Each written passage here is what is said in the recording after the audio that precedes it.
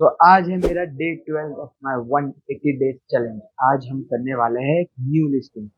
तो आपने करना क्या है, अगर आप रिसर्च कर रहे हो कोई प्रोडक्ट के बारे में तो कम से कम 3-4 प्रोडक्ट ऑलरेडी सोच के रखना चाहिए, ताकि आगे आपको 3 दिन तक कि आपने आज ये लिस्टिंग करी है तो आप आगे का प्रोडक्ट आपको याद है। ऐसे नहीं कि आप कल ब्लैंक हो जाए कि आज मैंने लिस्टिंग कर दिया, कल कौन सी लिस्टिंग कर दी। तो कम से कम 5 प्रोडक्ट या 4 प्रोडक्ट मिनिमम आपको 3 प्रोडक्ट पहले से ही याद रखना। तो आज हम करने वाले ये प्रोडक्ट कहाँ गया,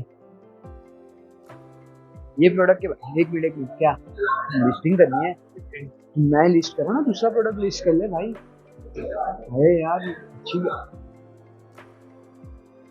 देख रहे हो, अमेजोन पे ना कंपटीशन बहुत है। एक प्रोडक्ट आप बेचने जाओ ना, वहाँ पे 10 प्रोडक्ट सिमिलर मिल जाए। जितनी अच्छी आपकी लिस्टिंग होगी ना, उसका आपको अमेजोन पे व्यू मिलेगा, रिव्यू मिलेगा। Plus don't think as a seller. आपने एज ए सेलर नहीं सोचना, आपने एज ए कंज्यूमर सोचना। अगर आप एज ए कंज्यूमर सोचने लगोगे कि आज मैंने ये प्रोडक्ट देखे, आप कोई रिसर्च करते रहोगे, आप खुद खरीदते भी होगे अमेजोन से, तो ऐसा सोचना है आपको। खरीदने की जगह पे मैं होता तो मैं क्या सोचता हूँ, तो थिंक लाइक दैट। क्या अपने प्रोडक्ट डिस्क्रिप्शन में कैसा डालना है, क्या प्रोडक्ट फीचर डालना है, थोड़ा अपना भी दिमाग लगाओ। हर चीज़ गूगल से मत ढूंढो।